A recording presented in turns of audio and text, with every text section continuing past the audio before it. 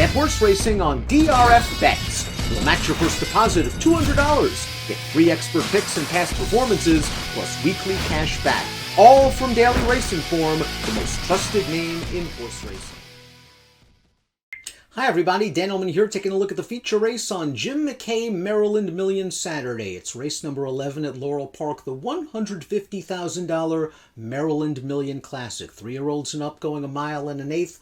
Let's take a peek at this field. We've got two prior winners of the Maryland Million Classic back at it again. Prendimi was the upset winner in 2021. Monday Morning Quarterback won this race in 2020. Two horses on the also eligible list. You have to respect Cordmaker. If he gets into this race, he's obviously dangerous, although we haven't seen him since he won the Grade 3 General George back in February. We'll take a look at the Timeform US pace projector, and I agree with Timeform US that this pace is expected to be hot. I talked to trainer Lynn Cash earlier this week, and Monday Morning Quarterback, a horse that won the Maryland Million Classic in pace-pressing fashion in 2020, he says he's sending that horse to the lead from the outside post, and he should set a pretty fast pace. Prendimi won this race in gate-to-wire fashion last year. He can be close. Vance Scholars was up close to the pace.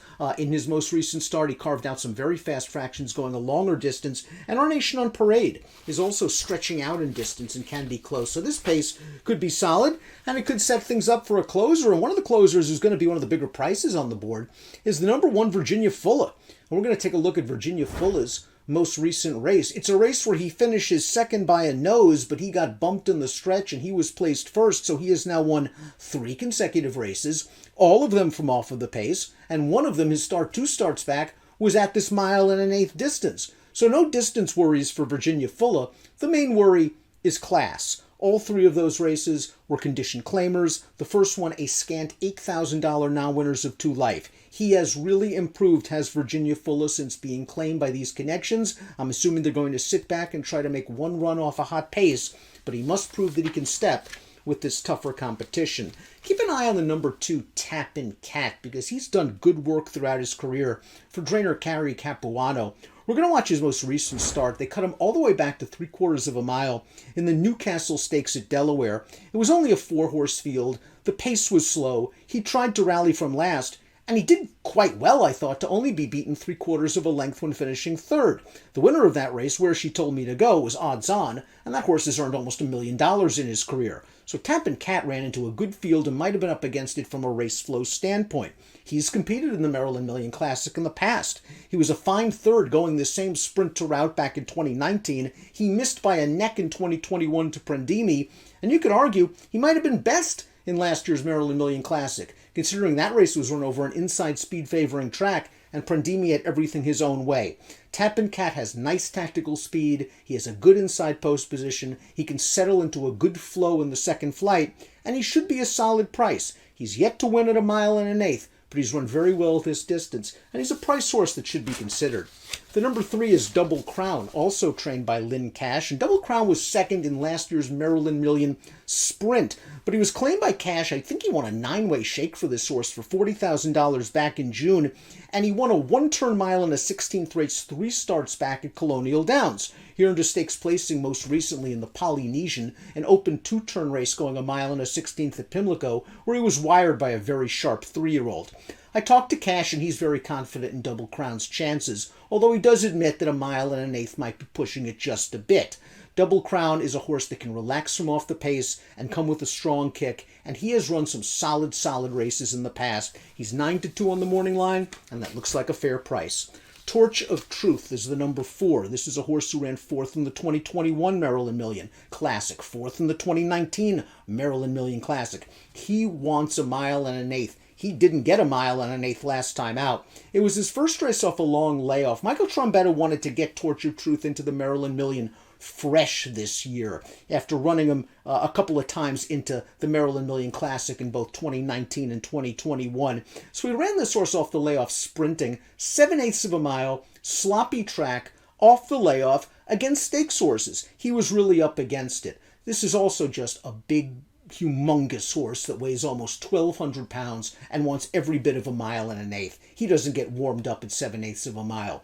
The question you have to ask yourself is, do you believe he gained enough fitness from that 1/7/8 of a mile race to be ready to go second off the layoff? The pace might be right in his favor. The number 5 is Ain't de Beer Cold. And Ain't de Beer Cold did a lot of good work in his most recent start. His second consecutive victory, this at Timonium, going a 3-turn mile and a 16th back on September the 5th. He broke very sharp in this race, but was taken back to get off the inside, and he made a very early move on the backstretch the final time. He confronted the leader turning for home. He's a little bit late to change leads, but he's very game to beat several of these horses, and he's now paired up Beyer tops of 87 in his last 2 races. Perhaps he has another forward move in him, and like a horse like Tappin' Cat, he's a horse that's shown good tactical speed in the past. Sheldon Russell aboard for trainer Kenny Cox. Number 6 is the Poser. We just saw him finish second to Ain't de Beer Cold in that race at Timonium. He is an honest horse who's hit the board in his last 3 races.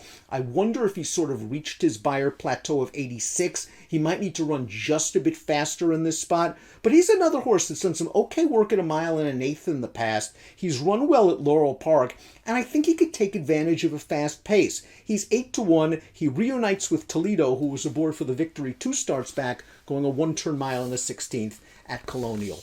The number 7 is Vance Scholars, and we're going to watch his most recent start, the Off-Turf Japan Turf Cup at a mile and a quarter. This race is over a sloppy track. He was the only 3-year-old in the race, and he did all the dirty work. He set blazing fractions, put his pace rival away, and sprinted on for home very early, maybe too early. About 3.5 furlongs from the line. He was past turning into the stretch by 2 closers that had all the best of it from a race flow standpoint. But as you see, he digs down deep, he runs third, he's only beaten a length, and he earned a career best 90 Beyer speed figure. As a lightly raced 3-year-old, you can argue he still has upside potential. He's trained by the winningest trainer in Maryland Million history.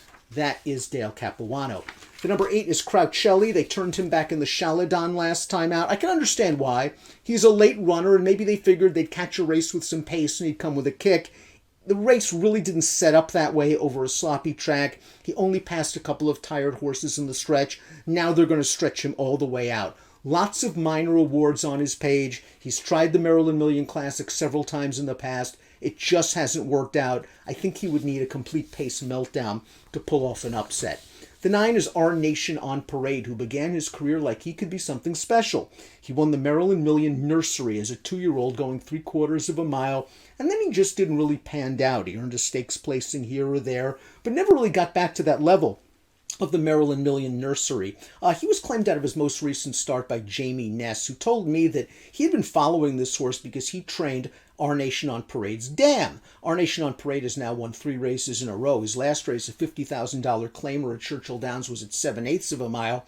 Ness told me that a mile might be his preferred distance and not necessarily a mile and an eighth, but Our Nation on Parade is in very sharp form, and the conditioner told me he claimed this horse with this race in mind. The 10 is Prendimi, the defending champion in this race. He got away with a lot of things going his way in last year's Maryland Million Classic. He went to the lead over an extremely inside speed favoring track. He controlled the pace, and he just beat back everyone else. And I have a feeling that that race was solely due to the racetrack. Not to take anything away from Prendimi, who's been an honest horse throughout his career. He's had 3 races now in 2022 to build up fitness. His most recent one, his best yet, a 4th place finish against decent Jersey breds. The runner-up coming back to hit the board twice in allowance competition with stereo 90 Beyer speed figures. Paco Lopez takes them out. Prendimi will likely be aggressively ridden, as will the 3 Monday morning quarterback, who won this race in 2020, then ran an excellent